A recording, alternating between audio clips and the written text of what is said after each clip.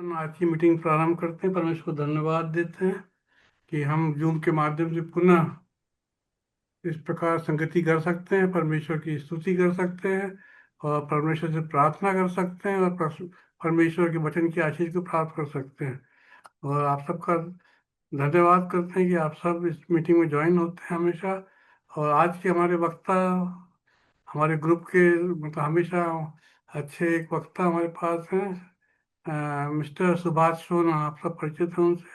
आज का टॉपिक है कि ईश्वर हमारा रक्षक, परमेश्वर रक्षक है हमारा। सचमुच में हमारा परमेश्वर हमारी रक्षा करता, हम सबका सबकी गवाही होगी कि कैसे परमेश्वर ने अद्भुत रीति से हमें बचाया है। और आज हमारी को होस्ट हैं मैडम अर्चना तिलगुटे। तो मैं उनसे निवेदन करता हूँ छोटी प्रार्थना में अगुवाई करेंगी और आगे का कार्यक्रम संचालित करेंगी। Thank you Archana sir. Telgute. Thank you sir. आइए हम प्रार्थना में जाएंगे। आज की शाम परमेश्वर को धन्यवाद दें कि उसने यह आज का दिन बनाया और आज की शाम हमारे जीवन में दी, जबकि हम उपवास और प्रार्थनाओं के साथ परमेश्वर के चरणों में हैं। और परमेश्वर का वचन लिखता है कि तुम रोते और पीटते और उपवास के साथ मेरे चरणों में आओ तो मैं तुम्हारी सुनूंगा। मगर परमेश्वर इतना दयालु परमेश्वर है कि अब हमें केवल कहता है कि तुम विश्वास से मेरे पास आओ, और विश्वास के बिना उसे प्रसन्न करना अनहोना है। आइए हम बड़े विश्वास के साथ परमेश्वर के चरणों में बैठें और उससे प्रार्थनाओं को करें, क्योंकि वह धर्मी है और कहते हैं कि जहां 2 या 3 मेरे नाम से उपस्थित होते मैं वहां स्वयं होता हूँ। स्वागत है पिता परमेश्वर, पवित्र आत्मा यीशु मसीह, हमारे मध्य में आपका स्वागत है। प्रभु जी, आप अपने वायदे के अनुसार हमारे इस वर्चुअल माध्यम में हमारे साथ हैं। हर एक डिस्टर्बेंस को यीशु मसीह के नाम से कैंसिल करते हैं। आज की शाम आपके नाम को आराधना और स्तुति करना चाहते हैं प्रभु जी। इस प्लेटफॉर्म जो आपने हमें दिया स्ट्रेंथ एंड स्ट्रॉन्ग में प्रभु जी, खुदावन धन्यवाद देते हैं पिता परमेश्वर सर और मैडम के लिए, ब्राउन सर और मैडम के लिए, जो लगातार इसमें प्रयासरत है, क्योंकि पिता परमेश्वर आप में मसीह में किया गया परिश्रम हमारा व्यर्थ नहीं है प्रभु जी, आप जानते हैं, और प्रतिफल आपके हाथ में है। आज जब हमारी वर्शिप करती हैं अरुणा कश्यप मैडम, पिता परमेश्वर खुदावन आप उनसे प्रेम करते हैं और लगातार अपनी महिमा और स्तुति के लिए उन्हें इस्तेमाल कर रहे हैं। प्रभु जी हम धन्यवाद देते हैं करुणा तिमोती मैडम के लिए, जबकि वो बाइबल पढ़ेंगी और पिता परमेश्वर प्रार्थनाओं को करेंगी। और प्रभु जी आज के वचन के लिए हम विशेषकर अपने आपके दास और हमारे मध्यस्थ हमारे भाई प्रभु जी, जिन्हें आपने आदर का बर्तन ठहराया प्रभु जी, भाई सुभाष सोना जी के लिए धन्यवाद देते पिता परमेश्वर। सारा समय आपके हाथ में सौंपते हैं, पूरा 1 घंटा आपके साथ है प्रभु जी, क्योंकि आपने अपने चेलों से कहा कि क्या तुम 1 घड़ी भी नहीं जाग सके कि मुझसे प्रार्थना करते रहो। अगर प्रार्थना करो तो परीक्षा में ना पड़ोगे। हाँ प्रभु जी, 1 घड़ी, ये 1 घंटा आपके साथ है। धन्यवाद के साथ प्रार्थना उद्धार करता यीशु नासरी के नाम से मांगते हैं, आमीन। आइए स्वागत करते हैं मैडम अरुणा कश्यप का, जो कि हमारे पास परासिया से है। लगातार परमेश्वर की स्तुति और महिमा तारीफ करने के लिए वो उत्साहित रहती हैं। परमेश्वर का धन्यवाद कि परमेश्वर ने मुझको एक मौका और दिया, एक नई दिन, एक सुबह में, कि मैं उसकी आराधना और स्तुति कर सकूं। तो लीजिए, आपके सामने मैं परमेश्वर की स्तुति में गीत प्रस्तुत कर रही हूँ, और ये है हर दिन नई आशा का। हर दिन नई आशा का संदेश सुनाता है, हर पल जो गुजर जाता वापस नहीं आता है। हर दिन नई आशा का संदेश सुनाता है, हर पल जो गुजर जाता वापस नहीं आता है। हर दिन नई आशा का। दुनिया में तसल्ली तो मिलती है उसी दिल को, दुनिया में तसल्ली तो मिलती है उसी दिल को, मिलती है उसी दिल को जो गीत मसीहा के दिन रात ही गाता है, जो गीत मसीहा के दिन रात ही गाता है। हर दिन नई आशा का संदेश सुनाता है, हर पल जो गुजर जाता वापस नहीं आता है, रहता है जो संगत में हर रोज ही सुखी, रहता है जो संगत हर रोज ही सुखी, हर रोज ही सुखी, संसार को ही अपना वो स्वर्ग बनाता है, संसार को ही अपना वो स्वर्ग बनाता है, हर दिन नई आशा का संदेश सुनाता है, हर पल जो गुजर जाता वापस नहीं आता है, अब दिल में बुला उसको वो दूर नहीं तुझसे, अब दिल में बुला उसको वो दूर नहीं तुझसे, वो दूर नहीं तुझसे, आकाश से जो आकर संसार में रहता है, आकाश से जो आकर संसार में रहता है, हर पल जो गुजर जाता वापस नहीं आता है, हर दिन नई आशा का संदेश सुनाता है, हर पल जो गुजर जाता वापस नहीं आता है। सचमुच में जब हर दिन परमेश्वर एक नई आशा देता, नई सुबह देता है, और वैसे ही वो विलाप गीत में भी कहता है कि हे परमेश्वर, 3:22 में कहता है कि तेरे हमारे लिए तेरी करुणा हर एक दिन नई भोर होती है। जब हमने परमेश्वर की महिमा को प्राप्त कर लिया तो हमारा दिल खुशी से झूम उठता है, और जब खुशी से झूम उठता है तो गीतकार अपने शब्दों को इस प्रकार से पुरोकर वो आनंद व्यक्त करता है। मेरे दिल में यीशु आ गया, मेरे दिल में यीशु आ गया, मैं हो गया दीवाना, यीशु का दीवाना, यीशु से मुझे प्यार हो गया, मैं हो गया दीवाना, यीशु का दीवाना, यीशु से मुझे प्यार हो गया, मेरे दिल में यीशु आ गया, मेरे दिल में यीशु आ गया, मैं हो गया दीवाना, यीशु का दीवाना, यीशु से मुझे प्यार हो गया। छोटी छोटी बातों में हम गुस्सा जाते हैं, जो न करना हमको वो हम करे जाते हैं, छोटी छोटी बातों में हम गुस्सा जाते हैं, जो न करना हमको हम वो करे जाते हैं, मेरे दिल में यीशु आ गया, मेरे दिल में यीशु आ गया, मैं हो गया दीवाना, यीशु का दीवाना, यीशु से मुझे प्यार हो गया, मैं हो गया दीवाना, यीशु का दीवाना, यीशु से मुझे प्यार हो गया, मेरे दिल में यीशु आ गया, मेरे दिल में यीशु आ गया, सबसे बड़ा वो खिलाड़ी है, वो मेरा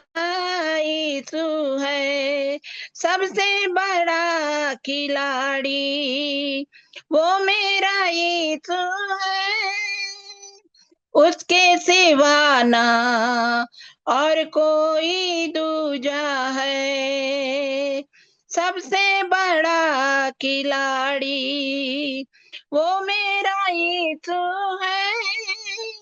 ठीक है, हम यहीं पर ठीक है, विराम देंगे वर्शिप को, क्योंकि समय बहुत 45 हो गया है।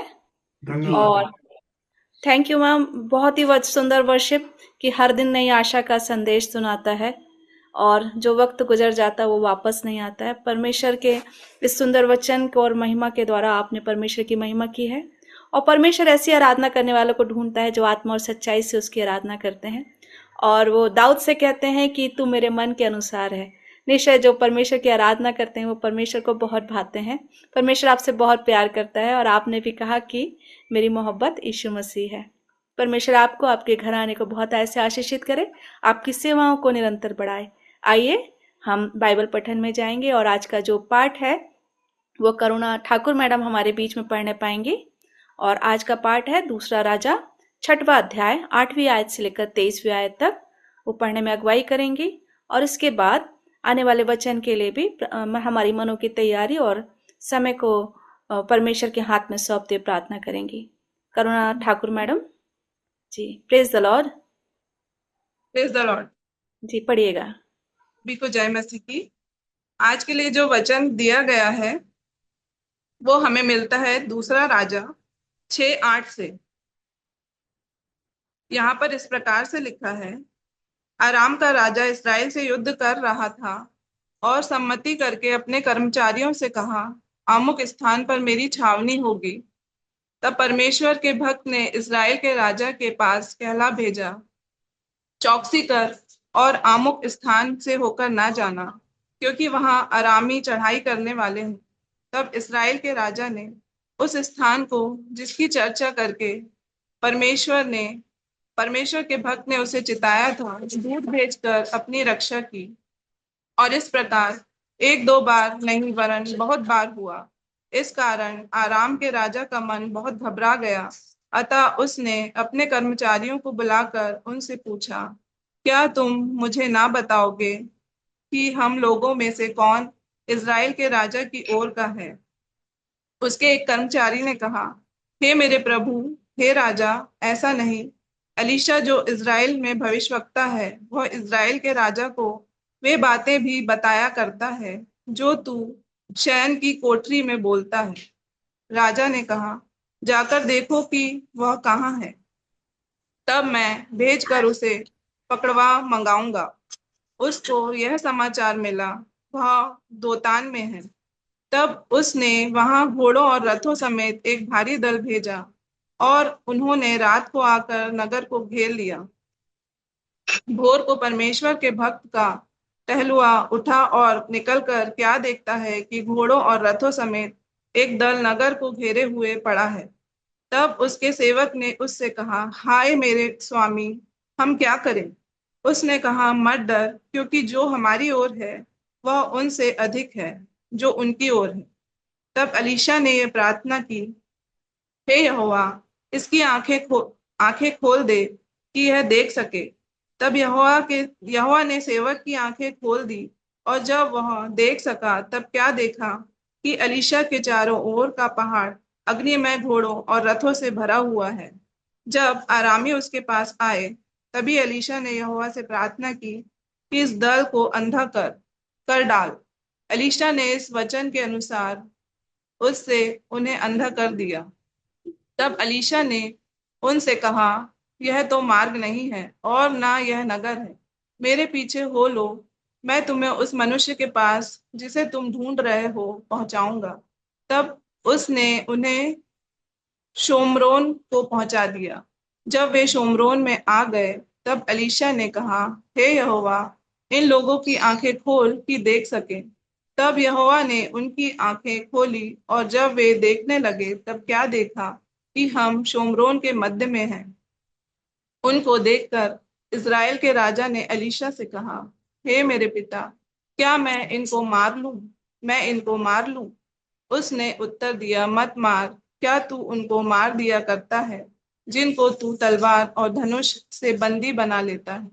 तू उनको अन्न जल दे कि खा पी कर अपने स्वामी के पास चले जाएं। तब उसने उनके लिए बड़ा भोज किया, और जब वे खा पी चुके तब उसने उन्हें विदा किया, और वे अपने स्वामी के पास चले गए। इसके बाद आराम के दल इज़राइल के देश में फिर ना आए। परमेश्वर अपने वचन के पढ़े और सुने जाने पर आशीष दे। आइए हम प्रार्थना करेंगे। पवित्र पवित्र सेनाओं के यहोवा पिता परमेश्वर, आपके चरणों में आते हैं। आज इस सुंदर दिन के लिए हम धन्यवाद देते हैं प्रभु जी, जो आपने हमारे जीवन में ठहराया कि हम इस इस मीटिंग के माध्यम से आपकी स्तुति, आराधना और महिमा करने वाले हो सके। हर एक आशीष के लिए हम धन्यवाद देते हैं प्रभु जी, जो आपने हम सभी को दी है। आज की विशेष प्रार्थना हम वक्ता के लिए करते हैं, जो आज वचन को प्रचार करेंगे। पिता परमेश्वर, आप उन्हें अपनी शक्ति और सामर्थ से भर दीजिए। जब वो वचन का प्रचार करे प्रभु जी, तो वचन हमारे जीवन में कार्य करने वाला हो, और जो भी वो प्रचार करें पिता परमेश्वर, उस वचनों को हम समझने वाले हो सके। पिता परमेश्वर, ऐसा होने दीजिए। आप उनकी अगुवाई कीजिए, आप उनके माध्यम से हमसे बातें कीजिए। पिता परमेश्वर, आपका वचन कहता है, जहाँ 2 या 3 मेरे नाम से एकत्रित होते हैं, वहां मैं उपस्थित होता हूँ। प्रभु जी, आप हमारे बीच में आइए। हर एक बात के लिए हम एक बार फिर से आपको धन्यवाद देते हैं। हम प्रार्थना करते हैं प्रभु जी, जो इस मीटिंग को देख रहे हैं पिता परमेश्वर, आप उन्हें भी बहुत आया से आशीष दीजिए। आज सारी बातों के लिए हम एक बार फिर से धन्यवाद देते हैं, और आगे के सारे कार्यों को हम आपके हाथों में सौंप देते हैं, और इस प्रार्थना को हम प्रभु यीशु मसीह के नाम से मांगते हैं। सुनिए और ग्रहण कीजिए। आमीन। आमीन। थैंक यू मैम, सुंदर प्रार्थना के लिए। परमेश्वर आपको आशीषित करे। भजन संहिता 91 के अनुसार, इस वचन के अनुसार कि तूने जो मेरे नाम को जान लिया है, इसलिए मैं तुझे छुड़ाऊंगा और तुझे उचित स्थान पर रखूंगा। और परमेश्वर निरंतर आपकी अपनी महिमा और सेवाओं के लिए इस्तेमाल करें। अब समय है कि हम वचन सुनने पाएंगे। आप परमेश्वर के प्रिय दास भाई सुभाष सोना जी के द्वारा आज उनका जो वचन वो हमारे मध्य में लेकर आ रहे हैं, उसका टॉपिक है परमेश्वर हमारा रक्षक है। Lord is our protector. बहुत सारे नाम जो है लॉर्ड इज अवर प्रोटेक्टर के लिए, परमेश्वर के लिए वचन में दिए गए हैं। आज हम सीखेंगे बहुत सारे को। और एक नाम मैंने आज पहली बार ही देखा, यह हुआ मागेन, यह हुआ शब्योत, यह हुआ निस्सी। और परमेश्वर हमारा छुड़ाने वाला है, हमें बचाने वाला, हमारे विजय का झंडा है और उसको हमारी चिंता है। स्वागत करते हैं सर का, सुभाष सोना सर का। आइए सर, स्वागत है आपका वचन का, क्योंकि हम वचन का स्वागत करते हैं, यीशु मसीह का स्वागत है, और आप दास के रूप में उनके यहाँ पर उपस्थित हैं। Thank you. सबको जय मसीह की। Praise the Lord. Hallelujah. Hallelujah. धन्यवाद हो फिर से परमेश्वर का इस समय के लिए कि हम फिर से एक समूह के रूप में जुड़ पाए हैं, उसकी स्तुति आराधना और एक सभा के रूप में कि हम सब मिलकर परमेश्वर की स्तुति करें। और मैं धन्यवाद देता हूँ, फिर से मुझे अवसर मिला भाई की ओर से कि मैं आज आपके साथ परमेश्वर के वचन को सीख सकता हूँ। तो सारी महिमा परमेश्वर को मिले। जैसे कि आपने सुना है कि पढ़ाई भी है कि आज हमारा जो सारांश में मनन करने का विषय है परमेश्वर हमारा रक्षक। जैसे कि बहन बेटी तालगोटे ने कहा कि परमेश्वर जो बचाने वाला है, रक्षक है, वो बहुत सारे नामों से जाना जाता है, क्योंकि उसके लिए कहा है कि वो हमारा बचाने वाला है, छुड़ाने वाला है, उद्धार करता है। और रक्षक को अंग्रेजी में कीपर के नाम से आया है, वो गार्ड के रूप में आया है, वाच करने वाला, वॉचरमैन के रूप में आया है। और अगर आप देखेंगे तो और भी 4 मुख्य रूपक परमेश्वर जो बचाता है किसके रूप में आता है। अब जानते हैं कि सबसे पहले जो है ढाल, परमेश्वर ढाल के रूप में हमारी रक्षा करता है। जैसे कि उसने इब्राहिम से क्या बोला कि मैं तेरे क्या हूँ, ढाल हूँ और तेरा बड़ा प्रतिफल हूँ, ऐसे बोलता है। भजन संहिता अगर 3:3 में भी हम पढ़ते हैं तो उस ढाल के बारे में भजन संहिता अगर 3:3 में भी हम पढ़ते हैं तो लिखा है, मैं आपके सामने, परंतु हे यहोवा तू तो मेरे चारों ओर मेरी क्या है, ढाल है, मेरी ढाल है। यानी ढाल यह है कि दुश्मन का जो अटैक है उसको रोकने वाला ढाल, शील्ड जिसको बोलते हैं। और बहुत सारे ऐसे रेफरेंसेस हैं, परंतु हम जाए। और दूसरा जो है शरण स्थान और दृढ़गढ़ बोला गया है। किसको? परमेश्वर को बचाने के रूप में वो शरण स्थान और दृढ़गढ़ है कि जो उसके शरण में जाते हैं वो इतना बड़ा एक दृढ़गढ़ के रूप है कि शत्रु का कोई भी आक्रमण कामयाब नहीं होता। तो दूसरे हम उसको एक शरण स्थान और दृढ़गढ़ के रूप में जानते हैं कि किस प्रकार वो हमारे लिए दृढ़ गढ़ है। और उसको बारे में हम समूएल में ही पढ़ते हैं, दूसरा समूएल उसका 2 और 3 22 अध्याय, दूसरा समूएल 22 उसका 2 और 3 पद में देखते हैं तो इसको बड़े उसमें 22 का 2 3 जल्दी से। उसने कहा, यहोवा मेरी चट्टान और मेरा गढ़, मेरा छुड़ाने वाला है, मेरा हाँ चट्टान रूपी परमेश्वर है, हाँ जिसका मैं शरणागत हूँ, मेरी हाँ ढाल, मेरा बचाने वाला सिंह, मेरा हाँ, ऊंचा वही गढ़। है, यानी सब इसमें ढाल शरण दृढ़गढ़ सब आ जाता है।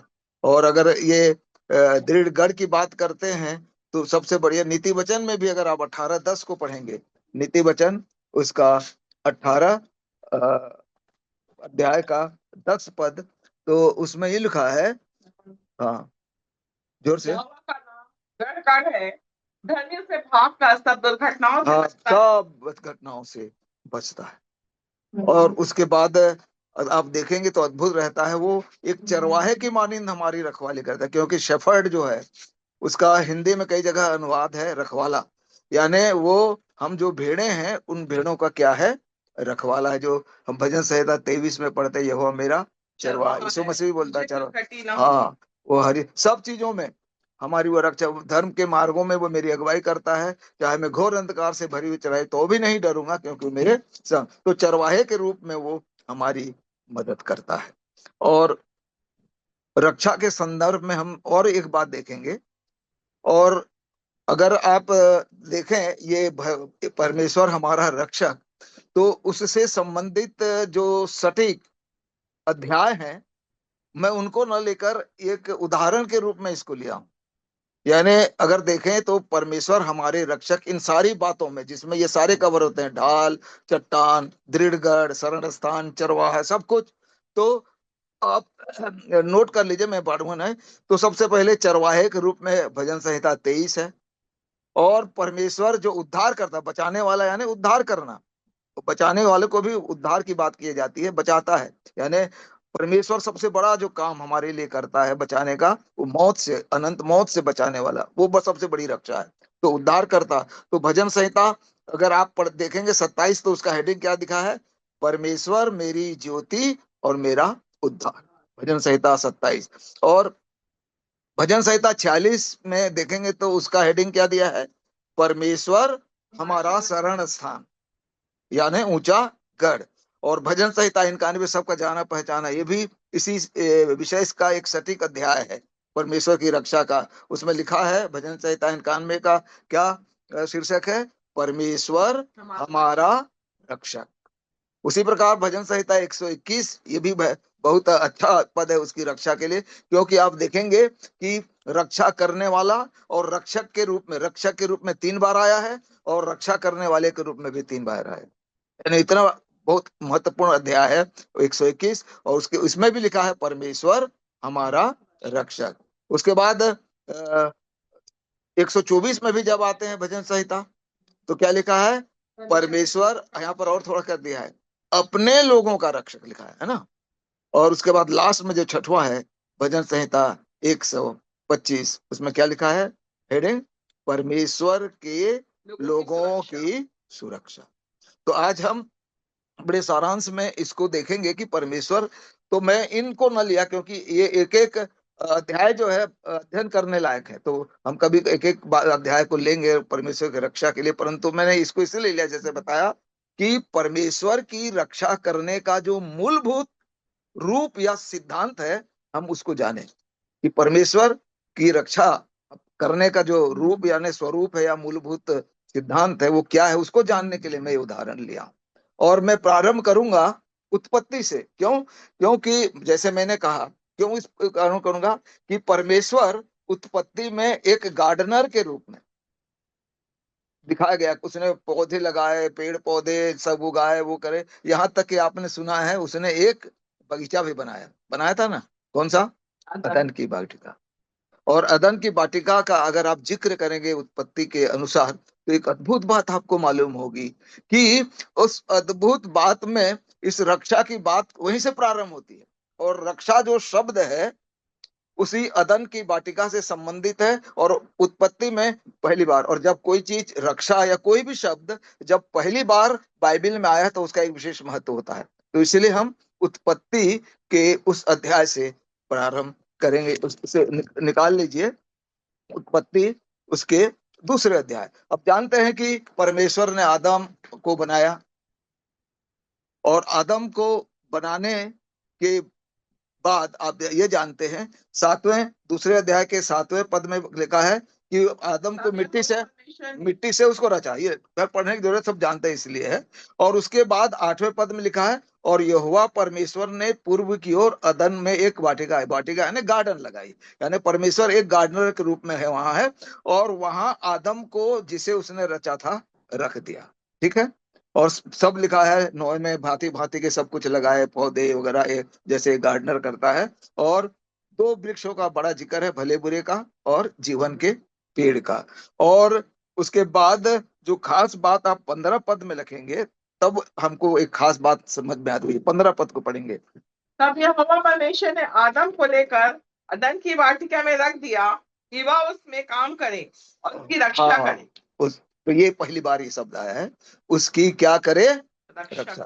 तो ये रक्षा करने का जो संदर्भ यानी परमेश्वर ने तो सब बनाया परंतु उसके बाद आदम को रखा तो उसका एक उद्देश्य है। ऐसा नहीं कि कुछ नहीं, कि वो कुछ न कुछ उसमें जो है उस अदन की वाटिका में जिम्मेदारी दे दिया। यानी वो भी गार्डनर परमेश्वर है तो उसको गार्डनर के रूप में या किसान के रूप में उसको रख दिया कि वो भी उसमें किसानी या गार्डनर का काम करे। और इसलिए लिखा है कि उसमें काम करे और उसकी रक्षा यानी जो कुछ वो उगाए चलाए या जो कुछ वहां पर गार्डन में है उन सब की क्या करे? वो रक्षा करे। और इससे ही हम समझ जाते हैं कि रक्षा जो शब्द है किससे जुड़ा है? अपने से संबंधित। जैसे आज मेरी जिम्मेदारी मेरे घराने की रक्षा की है। मैं जो खेती करता हूं उस खेती की रक्षा की जिम्मेदारी मेरी है या जो भी मेरा है मेरी जिम्मेदारी है।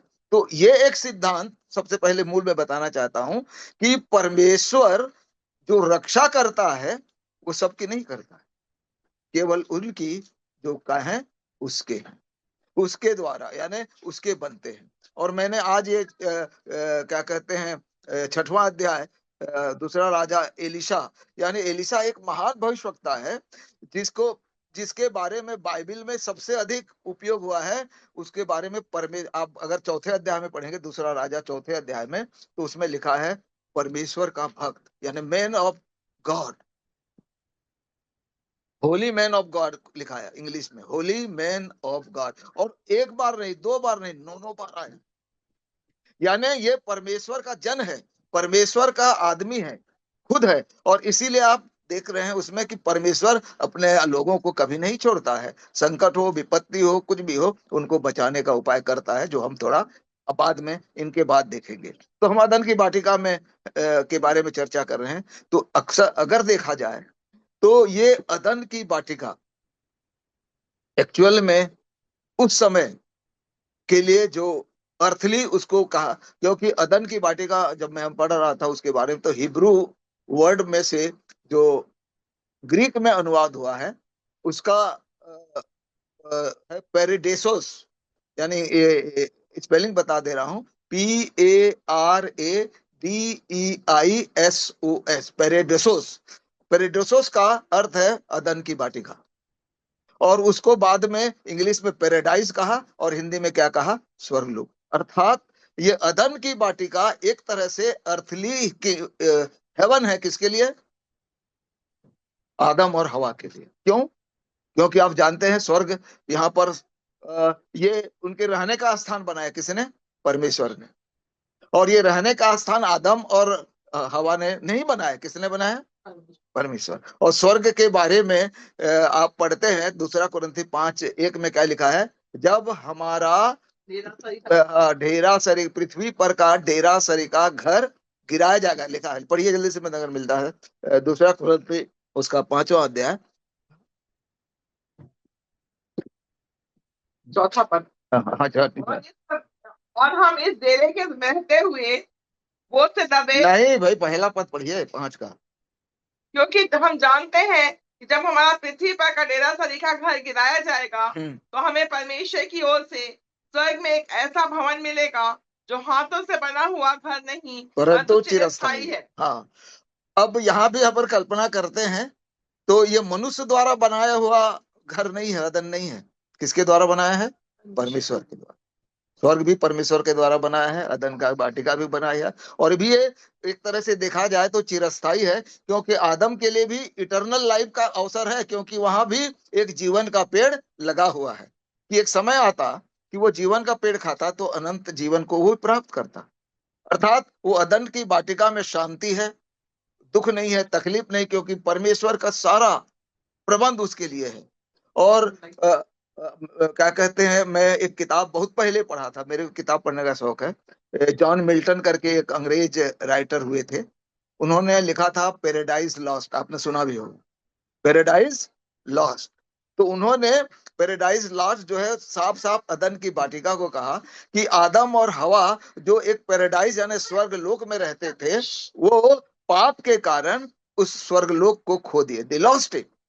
और फिर आगे जाके कहता है कि परंतु परमेश्वर का धन्यवाद हो कि यीशु मसीह के बलिदान और उसके द्वारा उनके लिए मन मानव जीवन के लिए एक और अवसर बन जाता है कि लॉस्ट जो पैराडाइज है दे कैन रिगेन इट, उसको फिर से पा सकते हैं। और आप जानते हैं पाप में पड़ने के बाद जब ये लोग अदन की वाटिका से निकाल दिए गए तो परमेश्वर ने उसको ज्वालामयी तलवार और करूबों से घेर दिया और उसको हटा दिया। किनसे?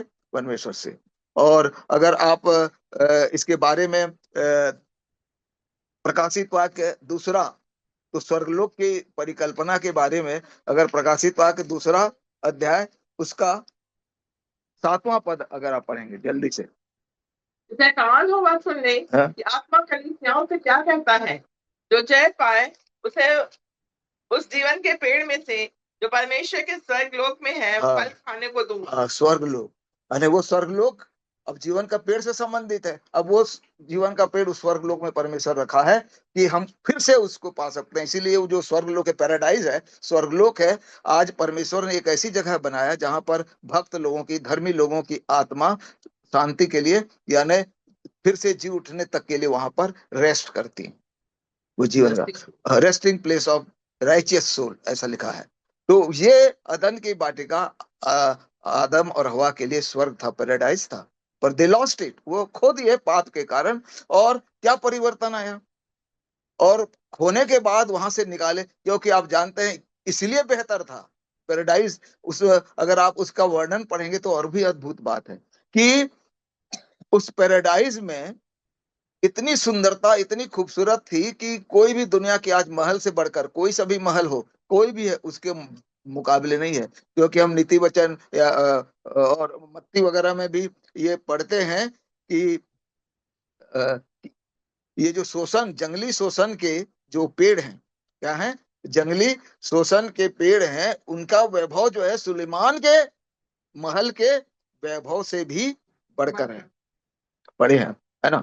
तो अदन की वाटिका एक ऐसा स्वर्ग था कि आकाश उनके छत थी, पेड़ की छांव, अच्छी घनी छांव और सुहावनी छांव जो है उनका ड्राइंग रूम, डाइनिंग रूम और लिविंग रूम, और उसके अंदर का जो फर्श है घास वाली यानी दुनिया के कोई भी आदमी उस अदन की वाटिका के समान सुंदर घर जितना भी बनाया उसके वैभव के समान नहीं था। ये वर्णन हम उस पैराडाइज लॉस्ट में भी पढ़ते हैं और वचन में भी पढ़ते हैं।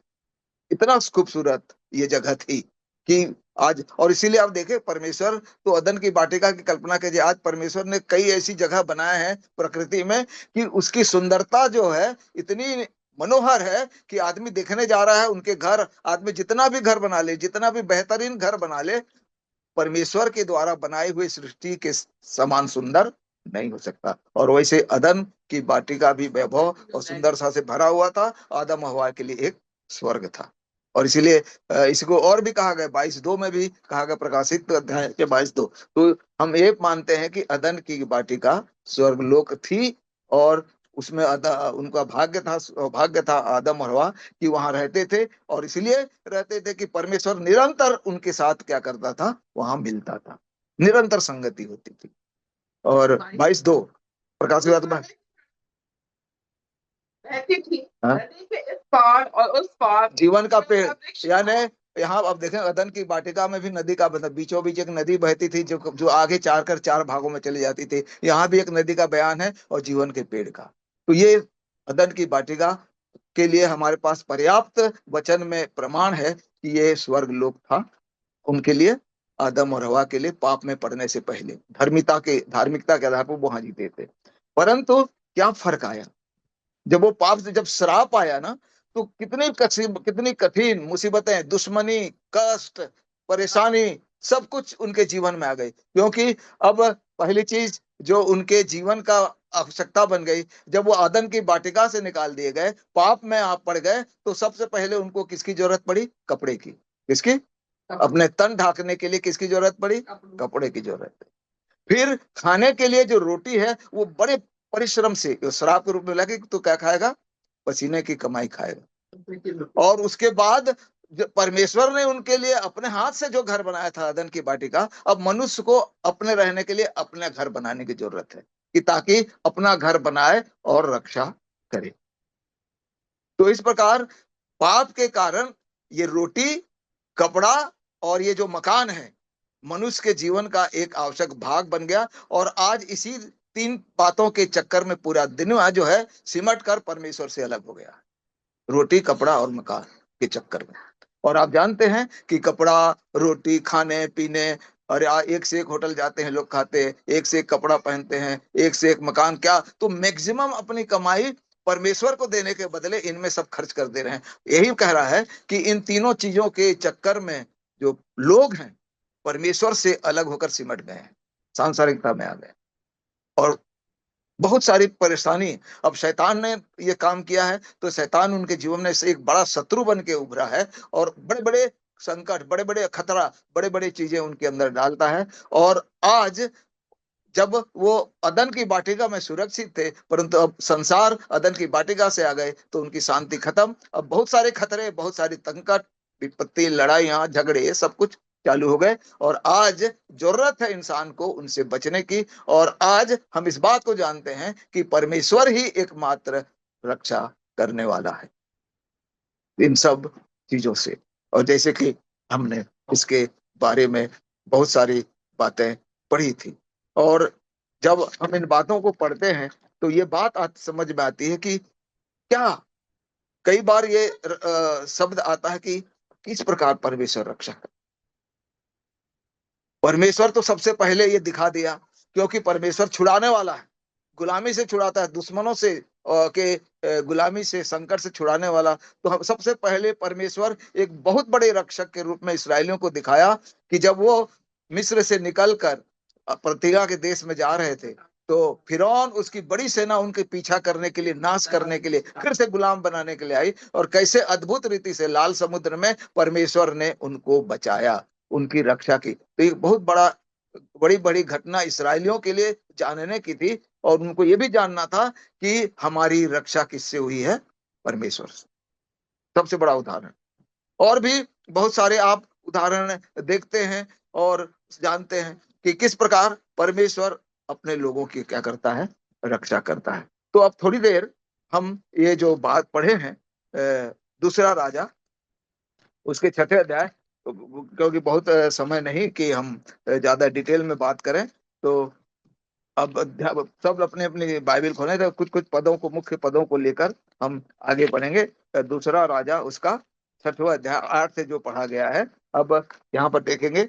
और इस्राएल का राजा है। अब देखिए, 2 शक्तिशाली राज्य हैं उसके विरोध। अराम जो वर्तमान में सीरिया है, अराम का राजा बार बार इस्राएल के राजा से युद्ध कर रहा था। यानी सबसे बड़ा शत्रु या दुश्मन कौन है इस्राएल के राजा का या इसराइलियों का? अरामी है, अरामी का राजा। और बार बार आक्रमण कर भी रहे हैं, और आक्रमण के लिए लिखा है ना, अराम का राजा इस्राएल से क्या कर रहा था? युद्ध कर रहा था, और सम्मति करके अपने कर्मचारी सो, यानी जब भी कोई युद्ध किया जाता है तो उसकी प्लानिंग होती है, योजना बनाई जाती है कि ऐसे करेंगे, किस इलाके से और किस जगह से हम लड़ाई करेंगे कि हम आसानी से जीत जाए। तो ऐसे ऐसे जगह चुनता था कि वहां अचानक जाकर वो क्या करे? लड़ाई करे, तो आसानी से वो क्या कर देगा? कर देगा। है ना। तो जैसे आपने क्या कहते हैं, उसने कहा सम्मति करके अपने कर्म ऐसे कहा, अमुक स्थान पर मेरी क्या होगी छावनी, यानी लड़ाई के लिए हम क्या डालेंगे, डेरा डालेंगे। तब परमेश्वर के भक्त ने इसराइल के राजा के पास कहला भेजा, चौकस कर, चौकसी कर और अमुक स्थान से होकर न जाना, क्योंकि वहां अरामी चढ़ाई करने वाले हैं। और अब देखेंगे तो 10वां पद में विचित्र बात, ये एक बार, दो बार, तीन बार ऐसा नहीं हुआ। क्या लिखा है, तब इसराइल के राजा ने उस स्थान को जिसकी चर्चा परमेश्वर ये भक्त ने उसे चिताया था, दूत भेजकर अपनी क्या करी, रक्षा की। और इस प्रकार एक दो बार नहीं वरन बहुत बार हुआ, यानी हर बार उसका प्लान जो गुप्त रूप में कर रहा है वो क्या हो रहा है, फेल हो। ये क्यों हो रहा है, इसलिए हो रहा है कि जो कुछ भी, तो इस बात को जानकर सुनकर राजा क्या बोलता है, बेहद, जब बेनहद क्या बोलता है कि जरूर कोई ना कोई हमारे यहाँ धोखेबाज व्यक्ति है जो उनसे मिला हुआ है और यहाँ की हर बात बताता है ना।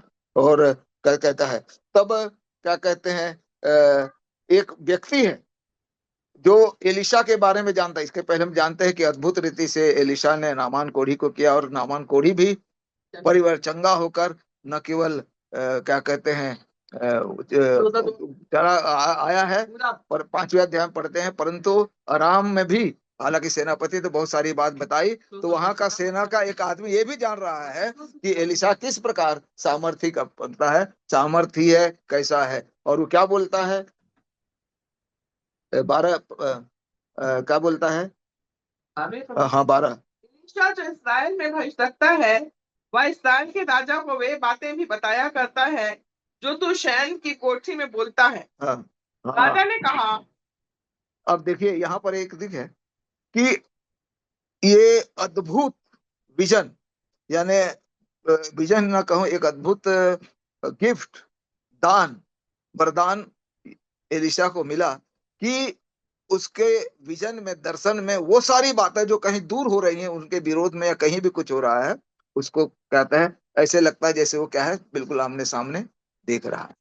और आज ये खुफिया एजेंसी, लड़ाई के रक्षा मंत्रालय सबके होते हैं, तो खुफिया एजेंसी ऐसा नहीं कर सकती। खुफिया एजेंसी में जासूस बनकर लोग खुफिया जानकारी लेने के लिए जाते रहते हैं, परंतु परमेश्वर ने एलिशा को ऐसा वरदान दिया कि वो घर बैठे बैठे हर जगह की जो खुफिया जानकारी को जान रहा है। और इसका एक उदाहरण हमने ये भी देखा है कि जब गेहजी नामान से कुछ कुछ ले रहा था, घर में बैठे बैठे उसको पता चल गया कि कैसे मुड़ रहा है, कैसे ले रहा है, यानी इतना दान मिला था। और इसीलिए ये परमेश्वर का भक्त है। और राजा ने क्या कहा कि जाकर देखो कि अभी वो कहाँ है। तो उनके लोगों ने क्या बोला कि अभी वो कहाँ पर है, दोतान में। और ये दोतान जो है वो इजरायली राज्य की एक सीमा है, जो इसराइल की राजधानी शेमरोन है, शेमरोन के उत्तर में 12 मील दूरी पर ये दोतान है। और हम एलिशा के बारे में देखते हैं कि वो शेमरोन का यद्यपि इसराइलियों के लिए भविष्यवक्ता है, परंतु वो निडर आदमी है, पूरे इसराइल में घूम रहा है, दुश्मन है, सेना है, दुश्मन की सेना, सब कुछ। वो शेमरोन के शहर, राजधानी के चार दीवारी जो सिटी वॉल है, जो शहर बना है, उसके अंदर नहीं रह रहा है, परंतु जगह जगह अपनी सेवकाई में घूम रहा है। उसके बहुत सारी चेले हैं, बहुत सारे लोगों को वो सिखा रहा है, इधर उधर घूम रहा है। और उसी प्रकार अपनी सेवकाई के दौरान वो कहाँ गया है, दोतान में है। तो उसको जब समाचार मिला तो कहाँ गया, दोतान। अब जो दोतान में गए तो कहा, तो आराम के राजा ने क्या किया, वहां रात को, अब पढ़ते हैं, है? तब उसने वहां घोड़ा और रथों समेत एक भारी दल भेजा और उन्होंने रात को ही नगर को घेर लिया, एक भारी सेना। अब देखिए परमेश्वर का एक ही व्यक्ति है और वो इतनी शक्ति, अब इसकी शक्ति का अंदाज बना लिए कि एलिया के लिए तो आपने पढ़ा होगा इसके पहले तीसरे राजा के अध्याय में कि राजा हजयाह जो है उसके पास 50 जो है सिपाही एक प्रधान के साथ भेजा था। 2 बार 3 बार नहीं, और एलिया ने क्या किया था, परमेश्वर से बात की थी, उनको आग से जला दिया था। अब वो भी इससे शक्तिशाली, मतलब बताया गया। क्यों? क्योंकि आप एलिशा को जानते हैं कि एलिया से उसको दुगना सामर्थ मिला। उसने मांगा था कि मुझको तेरा क्या मिले, दुगना भाग मिले। और अगर आप एनालिसिस करते हैं तो एलिया ने तो 8 आश्चर्य कम किए और एलिसा 16 आश्चर्य कम किया, यानी जस्ट डबल। और इतने शक्तिशाली और इतना सामर्थी व्यक्ति है कि उसको पकड़ने के लिए, उसके सामर्थ्य को लोग जान रहे हैं, कहने के एक बड़ी भारी सेना पूरे शहर को क्या कर दी है, घेर दी। ये समझ लीजिए तो परमेश्वर कितना महान है ना, कितना महान है कि अपने लोगों को बचाने। अब उसके बाद सेना तो घेर ली। अब उसके बाद सुबह को एक उसका क्या है, परमेश्वर का भक्त। देखो यहाँ पर भी इसके लिए क्या आया है उपाय, परमेश्वर के भक्त का टहलुआ, यानी एलिशा के लिए उपाय है होली मैन ऑफ गॉड। परमेश्वर के भक्त का टहलुआ उठा। और ये टहलुआ गेहजी नहीं है, कोई नया नया है, क्योंकि गेहजी तो 5वें अध्याय में नामान कोढ़ी के बाद खुद कोढ़ हो गया, चला गया। एक नया विश्वास है, तो बेचारा विश्वास में इतना परिपक्व नहीं हुआ है, तो वो डर गया किसको देखकर, अभी अभी तक वो इस एलिशा के सामर्थ को, हाँ, अब उसके सामर्थ को नहीं जान रहा है या नहीं कर पा रहा है, बहुत सारे आश्चर्य कर्म को भी नहीं देखा है, परंतु डर गया और कहा हाय मेरे राजा, हाय हम लोग मर गए, देखिए क्या हो रहा है ना। हाँ, उसने कहा हाय मेरे स्वामी, हम क्या करें। उसने कहा मत डर, क्योंकि जो हमारी हो रहे वह उनसे अधिक है जो उनकी हो। एक विश्वास देखिए, यानी हमारा परमेश्वर दुनिया के किसी भी शक्तिशाली सेना से बढ़कर है। ये एलिशा के शब्द हैं। और हम ये यूहन्ना 4:4 में पढ़ते हैं ना, शैतान, परमेश्वर अगर हमारे अंदर है, पवित्र आत्मा अंदर है, यीशु मसीह अंदर है, तो क्या लिखा है, तुम्हारे अंदर जो है वह उससे जो संसार में है क्या है, बड़ा है। ऐसा तो ये हमारे अंदर एक कॉन्फिडेंस आना चाहिए कि परमेश्वर, इसीलिए तो लिखता है कि जब परमेश्वर हमारी ओर है तो हमारा विरोधी कौन हो सकता है, क्योंकि वो हमारे लिए लड़ेगा। वो ढाल बनकर, चट्टान बनकर, शरण स्थान बनकर, दृढ़गढ़ बनकर हमारी रक्षा करने वाला परमेश्वर है, हमको नहीं डरना है। और इसीलिए ये एलिशा ने भी कहा परमेश्वर इसकी आंखें खोल दे। तो उसकी जो स्पिरिचुअल आइज खुली तो क्या देखता है कि पूरे चारों तरफ पहाड़ों में क्या है, रथों का है। हाँ। अब उसके बाद अरामी जो है उसके पास पकड़ने के लिए आ रहे हैं। 18 पद में जब अरामी उसके पास आए तब एलिशा ने यहोशू प्रार्थना की कि इस दल को क्या कर दे, अंधा कर डाल। एलिशा के इस वचन के अनुसार उसने, देखिए यहाँ पर अंधा करना और अपने टहलुए को अंधा करने में फर्क है। उसकी स्पिरिचुअल ब्लाइंडनेस को उसने खोला।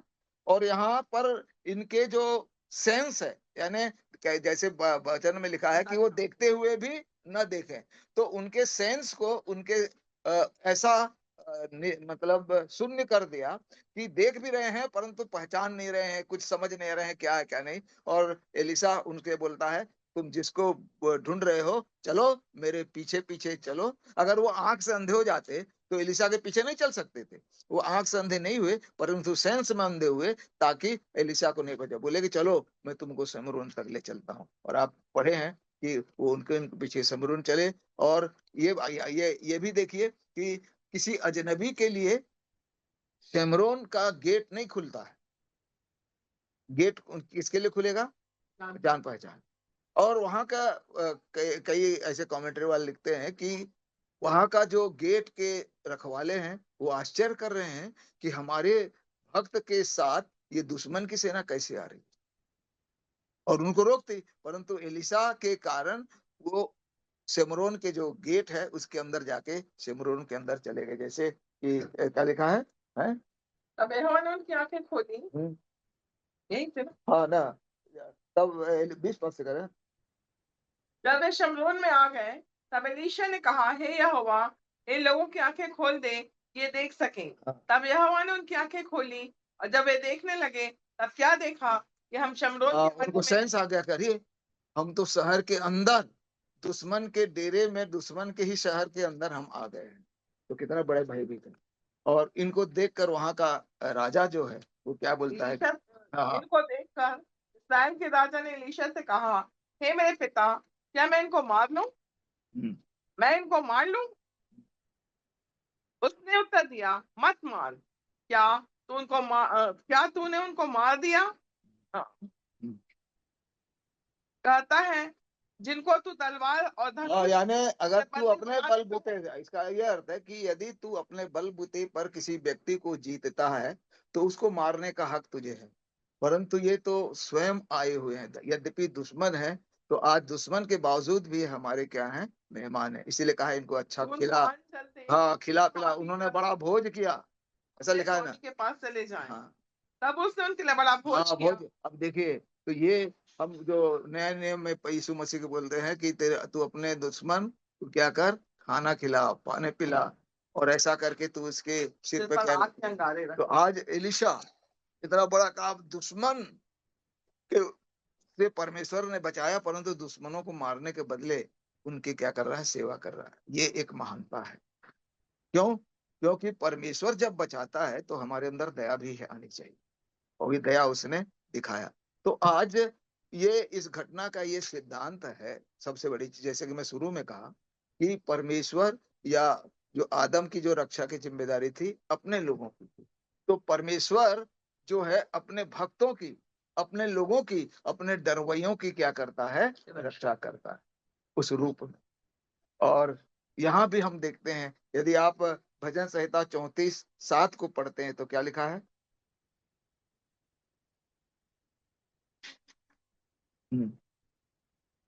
भजन संहिता 34:7।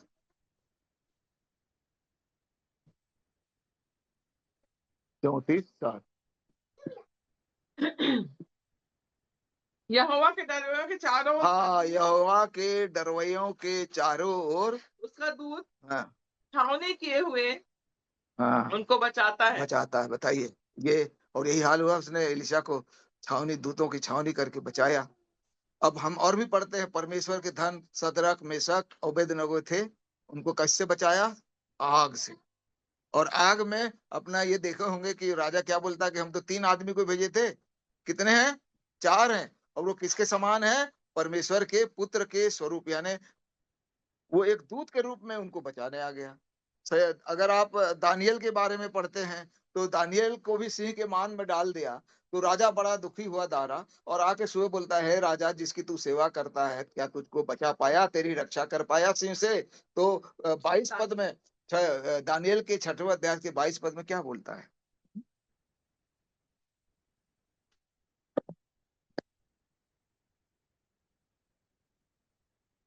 मेरे परमेश्वर ने अपना दूत भेजकर सिंहों के मुंह को ऐसा बंद कर रखा कि उन्होंने मेरी कुछ भी हानि नहीं की। इसका कारण यह है कि मैं उसके सामने निर्दोष पाया गया, और हे राजा, मैं तेरे सन्मुख भी यानी निर्दोष है, यानी वो परमेश्वर का जन है, भक्त है। तो आज हमारे लिए शिक्षा है, यद्यपि हम परमेश्वर को एक रक्षक के रूप में जानते हैं, हमारा रक्षा करने वाले के रूप में जानते हैं, तो हम अगर संकट में है किसी भी है, तो कब हमारी रक्षा होगी, ये मैं सिद्धांत बताना चाहता हूं कि जब हम उसकी शरण में जाएंगे, जब हम उसके बनेंगे, जब वो हमको अपनी प्रजा के रूप में जानेगा, तभी वो हमारी रक्षा करेगा, वो किसी और की रक्षा नहीं करेगा। इसीलिए डरवैयों की रक्षा करता है, अपने भक्तों की रक्षा करता है, अपने लोगों की रक्षा करता है। तो ये रक्षा का, ये परमेश्वर का सिद्धांत है कि वो अपने लोगों को नहीं छोड़ता, न त्यागता, निरंतर वो हमारे लिए जागता रहता है, क्योंकि लिखा है कि इसराइल का रक्षक न ऊँघेगा न सोएगा। और इसीलिए लिखा है कि अगर नगर की रक्षा यहोवा न करे तो जागना हुआ। तो याद है, वो हमारी वॉचमैन के रूप में, गार्डनर के रूप में, चरवाहे के रूप में हमारी सब परवाह करता है। तो प्रभु में प्रियो, न केवल हमारी रक्षा करेगा, परंतु उद्धारकर्ता के रूप में हमने जो खोया, Adam, the paradise lost, we can regain it. आज हम के लिए परमेश्वर ने एक जगह तैयार कर दी है कि आज शैतान से, सब बुराइयों से और सिन से बचाकर हमको परमेश्वर फिर से वो पद दे, या वो जगह दे जो स्वर्ग है। तो आज परमेश्वर न केवल हमारा रक्षक है, परंतु हमारा उद्धार करता भी है। तो परमेश्वर इन वचनों के द्वारा हमें आशीष दे। आमीन। आमीन। थैंक यू सर, बहुत ही आशीषित वचन थे, और एक नई बात सीखने को फिर से मिली कि अदन की वाटिका का नाम पैराडोस था। और निश्चय जैसे उत्पत्ति के पहले 3 अध्याय में ना शोक, ना मृत्यु, ना कोई भी दुख था, वैसे ही प्रकाशित वाक्य के अंतिम पदों में भी आपने बताया 22वें अध्याय में, जहाँ जीवन का पेड़ है। और दोनों बहुत ही अच्छा कोरिलेट रहा। परमेश्वर आपको बहुत ऐसे आशीषित करे। और भजन संहिता 143:10 के अनुसार परमेश्वर का भला आत्मा आपको निरंतर धर्म के मार्ग में लिए चले। और आज मैं सीख रही थी इस बात को, तो ये भी जाना कि जब आहाब राजा था तो उसने शोमरोन को अपनी राजधानी बनाया था। उसके बाद जब हम 5वें अध्याय में, जबकि नामान कोढ़ी आया है, उसके बाद 6वें अध्याय में एलीशा है, तो यहाँ पर भी उसका पुत्र अब राजा है। हम बहुत बार सोचते कि उस समय राजा कौन रहा होगा। तो परमेश्वर हमें बहुत ऐसे आशीषित करें। निरंतर आपके इस वचन के द्वारा, जीवित वचन के द्वारा परमेश्वर ने हमसे बोला और बातचीत किया। और आज हमने जाना कि परमेश्वर हमारा रक्षक है, वो हमारा चरवाहा है, वो हमारी ढाल है, वो हमारा शरण स्थान है, वो हमारा गढ़ है, वो हमारा छुड़ाने वाला, बचाने वाला है और संकट में अति सहज से मिलने वाला सहायक है। जैसे कि जब एलीशा पर और उसके दास पर पीड़ा आई तो परमेश्वर ने उनकी आंखें खोल दी। विशेषकर एलीशा तो जानता था और उसको पूरा विश्वास था। और जैसे आज आपने हमें फिर से याद दिलाया कि हम ये वचन बार बार अंगीकार करते हैं कि जो हमारी ओर है, वो जो इस संसार में उससे बड़ा है, तो निश्चय वो बड़ा है। जैसा हमारा विश्वास होगा परमेश्वर वैसे ही हमारे लिए कार्य करते हैं। इसलिए हम अपने मुंह के अंगीकार को थामे रहें, बल्कि और भी अधिक बढ़ाएं, ताकि परमेश्वर का कार्य हमारे जीवन में निरंतर होता रहे। मैं आमंत्रित करती हूँ अनामिका मंडल मैडम को, हमारे बीच में आएंगी और धन्यवाद की प्रार्थना करेंगी सुंदर वचन के लिए, कि परमेश्वर इस वचन को जो परती भूमि पर गिरा है बहुत ऐसे फलवंत करने पाए। और विशेषकर इस समय सुंदर बारिश हम लगातार मांग रहे थे और आज अच्छी बारिश हुई है, तो परमेश्वर का धन्यवाद करेंगी। और विशेषकर इस समय जो हमारे दिल्ली में सोनम वॉकचुक के लिए प्रार्थना करेंगी, जो कि बच्चों के शिक्षा और शिक्षक क्षेत्र में सुधार के लिए एक अनशन पर बैठे हुए हैं, तो उनके जो प्रोटेस्ट कर रहे हैं उनके लिए भी प्रार्थना करेंगी। अनामिका मंडल मैडम। जी, जय मसीह की। जय मसीह की। आइए हम प्रार्थना में जाएंगे। सारी आशीषों के देने वाले खुदावन बाप, आज के इस खूबसूरत समय में जबकि हम शाम को अपने प्रियों के साथ मिलकर आपके चरणों के निकट हैं पिता, आदर महिमा तारीफ प्रशंसा सिर्फ और सिर्फ तो जीवते परमेश्वर को देते हैं। तो धन्य और पवित्र परमेश्वर है, निरंतर अपने बच्चों को संभाले रहने वाला परमेश्वर है। तो राजाओं का राजा और प्रभुओं का प्रभु है प्यारे प्रभु जी। और मैं धन्यवादित होती हूँ कि उन आंखों के लिए जो निरंतर अपने बच्चों को देखती हैं और वो ना ऊँगती हैं और ना सोती हैं। सो हर बात में मैं अपने परमेश्वर पिता का धन्यवाद और धन्यवाद करती हूँ। जैसा कि आज का वचन जो हमारे मध्य में हमारे आदरणीय के द्वारा बोया गया प्यारे प्रभु जी, हम धन्यवादित होते हैं कि आपने अपने बेटे को बुद्धिमान बनाया, आपने बेटे को योग्य बनाया पिता, कि आपके वचन को बड़ी भरपूरी के साथ अपने बच्चों के बीच में परोसने पाए। ये सुंदर मन्ना जब आपने हमें खिलाया है पिता, होने दीजिए कि हम इसे खाकर स्वयं अकेले तृप्त ना हो, परंतु इसके द्वारा हम औरों के लिए, औरों के जीवन में भी बड़े कार्यों को कर सके प्यारे प्रभु जी। हम धन्यवादित होते हैं प्यारे प्रभु जी। आज के वचन को सुनकर हम आनंदित हैं कि आप हमारी ढाल, हमारे शरण स्थान, हमारे दृढ़ गढ़ और ऊंचा गढ़ है प्यारे प्रभु जी। हम आपकी भेड़े हैं और आप हमारे चरवाहे हैं। परमेश्वर हमारा रक्षक, हमारा ज्योति और हमारा उद्धार करने वाला है। हम हर बात के लिए आपका धन्यवाद करते हैं। आपके नाम की को जय जयकार के साथ पुकारते हैं प्यारे प्रभु जी, क्योंकि हम जानते हैं कि आप अपने डरवैयों की रक्षा अपने दूतों के द्वारा करते हैं। और हम ये भी जानते हैं कि आप हमें कभी छोड़ते नहीं, आपने हमें कभी अनाथ नहीं किया है, परंतु हमें हमेशा बचाया है, शैतान के पंजों से बचाते हैं। आप हमारी सुधि लेते हैं। हम आपका जितना भी धन्यवाद करें पिता, उतना धन्यवाद कम और कम है प्यारे प्रभु जी।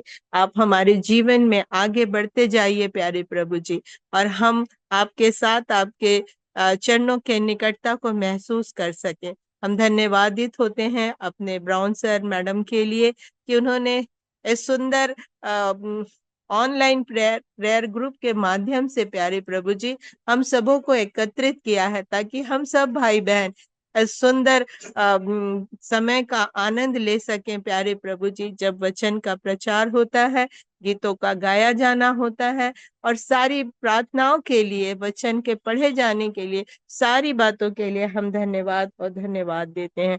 विशेष रूप से हम धन्यवादित होते हैं पिता कि हमने लगातार प्रार्थनाएं की पानी के लिए, वर्षा के लिए, और आपने हम लोगों के लिए सुंदर वर्षा दी प्यारे प्रभु। हम धन्यवाद और धन्यवाद देते हैं प्यारे प्रभु जी। हमने गर्मी से राहत तो पाई, साथ ही साथ हमारे किसान भाई जो बहुत चिंता से भरे हुए थे प्यारे प्रभु, उनके जीवन में एक आशा का संचार हुआ।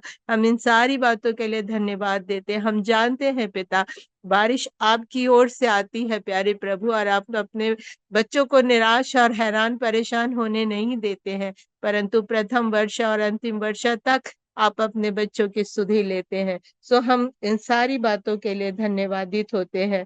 विशेष रूप से हम अपने उस भाई के लिए धन्यवादित होते हैं जो हमारे जवान बच्चों के लिए प्रोटेस्ट करने के लिए भूखे प्यासे बैठे हुए हैं प्यारे प्रभु जी। हम आपसे प्रार्थना करते हैं प्यारे प्रभु, आप उनकी भी सुधि लीजिए, और वो जो संदेश देना चाहते हैं प्यारे प्रभु, उसको सरकार सुनने पाए प्यारे प्रभु जी। हम इस बात के लिए भी प्रार्थना करते हैं। विशेष रूप से यहाँ जितने लोग आज इस ग्रुप में जुड़े हुए हैं प्यारे प्रभु, हर एक के जीवन के लिए हम प्रार्थना करते हैं पिता। आज के रात्रि में प्यारे प्रभु जी हम वचन पर मनन करते हुए आप नींद लेने पाए, और सुबह आपकी रोशनी को देखकर धन्यवादित होने पाए प्यारे प्रभु जी। सारी बातों में आदर, महिमा, तारीफ, प्रशंसा आपको देते हुए छोटे बिनते यीशु मसीह के धन्य, मीठे और पवित्र नाम में मांगते सुनिए और बड़ी दया से कबूल कीजिए। आमीन। आमीन आमीन। थैंक यू मैम, सुंदर प्रार्थना के लिए। परमेश्वर आपको अपनी महिमा के लिए निरंतर इस्तेमाल करे। आइए हम प्रभु की प्रार्थना में जाएंगे और आशीर्वाद वचन। हमारे बीच में पास्टर संजय मसीह जुड़े हुए हैं। मैं उनको आमंत्रित करती हूँ कि आज लॉर्ड्स प्रेयर और बेनेडिक्शन में हमारी अगुवाई करेंगे। पास्टर संजय मसीह जी, मेरी आवाज सुन सकते हैं? जी, क्लियर, वेरी क्लियर। सिखाई प्रार्थना एक साथ कहे, हे हमारे पिता तू जो स्वर्ग में है, पवित्र तेरा राज्य आए, इच्छा जैसे स्वर्ग में होती है वैसे पृथ्वी पर भी। हमारे दिन भर की रोटी आज हमें दे, और जिस प्रकार हमने अपने अपराधियों को क्षमा किया वैसे तू हमारे अपराधों को क्षमा कर, और हमें परीक्षा में परंतु बुराई से, क्योंकि राज, पराक्रम और महिमा सदा तेरी है। आमीन। तो हमारे परमेश्वर पिता का प्रेम, प्रभु यीशु मसीह का अनुग्रह और पवित्र आत्मा की सहभागिता आज से लेकर यीशु मसीह के दूसरे आगमन तक हम सब के साथ, विशेष करके इस फ्राइडे प्रेयर ग्रुप के साथ हमेशा हमेशा तक बनी रहने पाए। आमीन। आप सबको जय जय मसीह की। आप सभी को जय मसीह की। जय मसीह की। जय मसीह की। जय मसीह की।